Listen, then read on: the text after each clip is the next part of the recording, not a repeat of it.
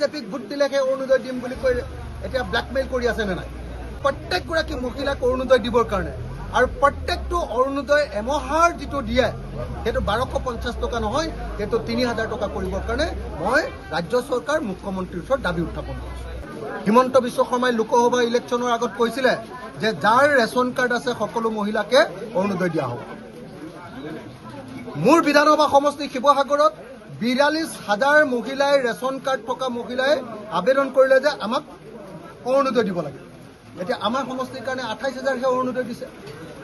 তাৰমানে হিমন্ত বিশ্ব শৰ্মাই ration card থকা প্ৰত্যেকগৰাকী মহিলাক অৰুণোদয় দিম বুলি কৈ এতিয়া কেইগৰাকীমান মহিলাক অৰুণোদয় দি বাকীবিলাকক বিজেপিক ভোট দিলেহে অৰুণোদয় দিম বুলি কৈ এতিয়া ব্লেকমেইল কৰি আছে নে নাই গতিকে ব্লেকমেইলৰ ৰাজনীতি বন্ধ কৰি অসমৰ প্ৰত্যেকগৰাকী মহিলাক অৰুণোদয় দিবৰ কাৰণে আৰু প্ৰত্যেকটো অৰুণোদয় এমহাৰ যিটো দিয়ে সেইটো 1250 টকা নহয় সেইটো 3000 টকা কৰিবৰ কাৰণে মই ৰাজ্য চৰকাৰ মুখ্যমন্ত্ৰীৰ ওচৰত দাবী উত্থাপন কৰিছোঁ।